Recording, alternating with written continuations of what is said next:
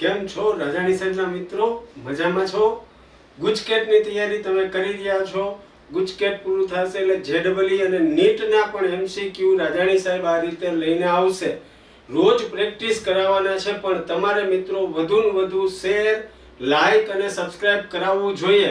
તો આજના 10 પ્રશ્નોમાંથી પહેલો પ્રશ્ન, નીચેની પ્રક્રિયામાં અંતિમ નિપજ કઈ હશે?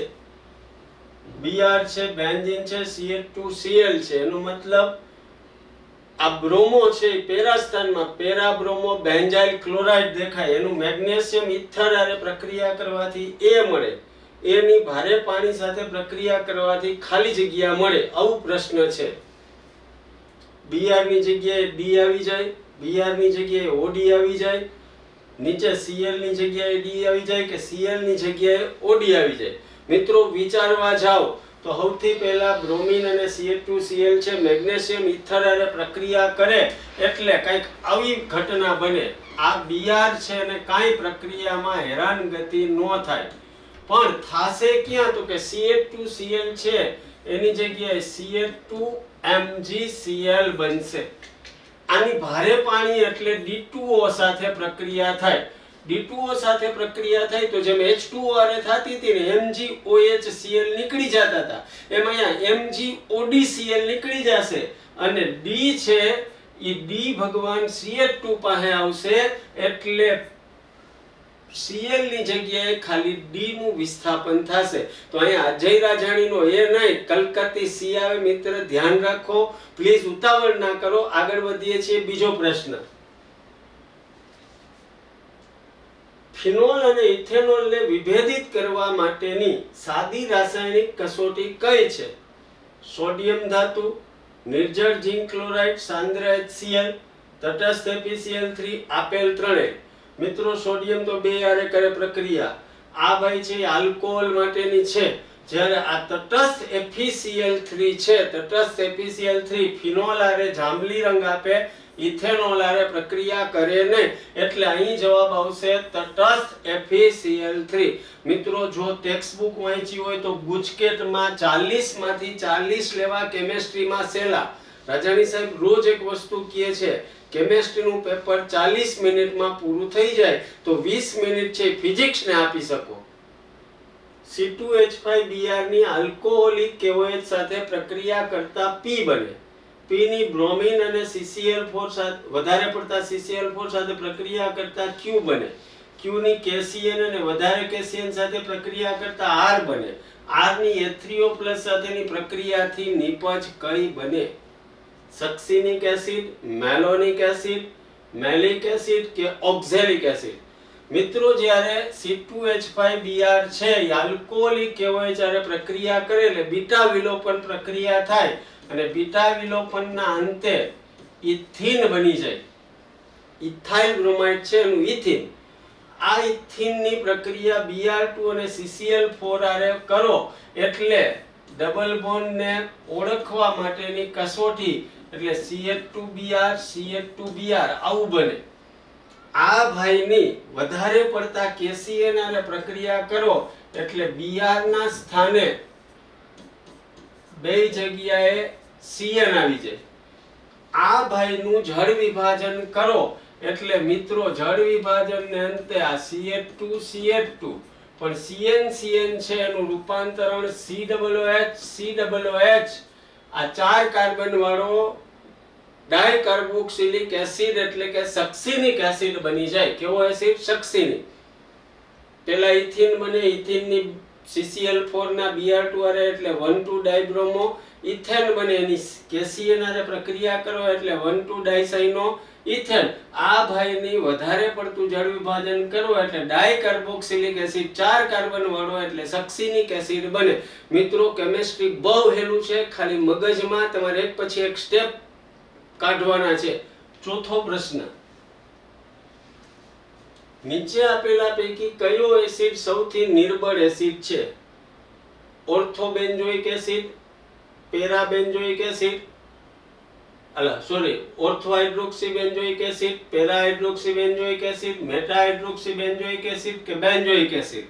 મિત્રો સૌથી તાકાત વાળો કોણ? તો કે ઓર્થો એટલે B સૌથી તાકાત વાળો હોય. સોરી બી નહીં, ઓર્થો એટલે એ સૌથી તાકાત વાળો, એના પછી તાકાત આવે મેટાની એટલે સી, એના પછી આવે ખુદ ગબ્બર બેન્ઝોઇક એસિડ ડી, અને સૌથી નબળો છે એ પેરાસ્થાન વાળો એટલે બોમ્બેનો બી આવશે, બોમ્બેનો બી.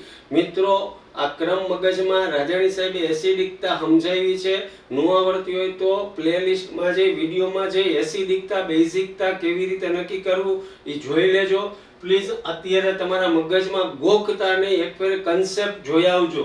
પાંચમો પ્રશ્ન,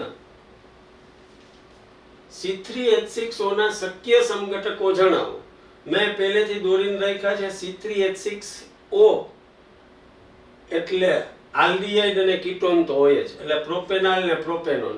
ઈ સિવાય આ તમે દોરી લેજો મિત્રો, અથવા સ્ક્રીનશોટ લઈ લેજો. આવા 7 સમઘટકો શક્ય બને.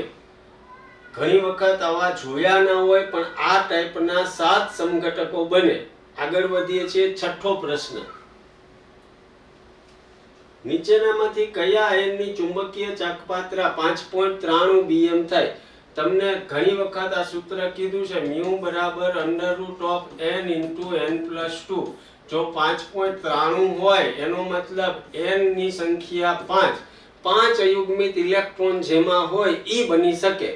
5 વાળો તો Mn+2, Mn નો નંબર 25મો પણ +2 થાય એટલે 4s ના 2 ઇલેક્ટ્રોન વહી જાય એટલે આર્ગોન 3d5 વધે, d5 એટલે d માં 5 ઇલેક્ટ્રોન, અહીંયા n બરાબર 5 થાય. Fe+2 થાય એટલે 4s ના 2 જાય એટલે આર્ગોન 3d6 વધે, 3d6 એટલે d કક્ષકમાં n બરાબર 4 અયુગ્મિત વધે. Cr+2 થાય એટલે મિત્રો 4s નો 1 જાય અને 1 જાય 3d નો એટલે d માં 4 વધે એટલે n બરાબર 4. V+3 vanadium, scandium, titanium, vanadium 23મો નંબર 3 વયા ગયા, 20 વધે એટલે આર્ગોન 3d2 વધે ને n બરાબર 2 વધે. એનો મતલબ આ પ્રશ્નમાં n બરાબર 5 અયુગ્મિત છે. મેંગેનીઝ +2 માં હોય, બીજે ક્યાંય હોય ને. મિત્રો વિડિયો એક વખત ટાઈમ ફૂલ છે, એક વખત 12માના બધા ચેપ્ટર પ્લેલિસ્ટમાં છે, પ્લીઝ જોઈ નાખજો. તમારા 11માના જે ફ્રેન્ડ્સ 12મામાં આવતા હોય ને કહેજો રાજાણી સાહેબના વિડિયો જોવે, ખરેખર ફાયદો થશે. 7મો પ્રશ્ન, ખાલી જગ્યા સંકીર્ણ પ્રતિચુંબકીય અને સમચતુષ્ફલકીય છે. પ્રતિચુંબકીય છે ને પાછો સમચતુષ્ફલકીય. એમાં જોવા જાવ તો નિકલ છે એની ઓક્સિડેશન અવસ્થા 0 થાય, નિકલ 0, NiCO4. નિકલ 0 થાય એટલે ઇલેક્ટ્રોન રચના આર્ગોન 3d8 4s2. આ નિકલની રચના છે. મિત્રો આર્ગોન 3d8 4s2 એમાં CO છે એ પ્રબળ લિગેન્ડ છે એટલે d ના ઇલેક્ટ્રોન 8 છે એની ફેર ગોઠવણી કરે. જો આ પેલા 8 ગોઠવાયેલા હોય, 8 મિત્રો પેલા ગોઠવાયેલા હોય, 1 2 3 4 5 6 7 ને 8 ગોઠવાયેલા, ફેર ગોઠવણી કરે ને 4s ના ઇલેક્ટ્રોન d માં ઘૂસે.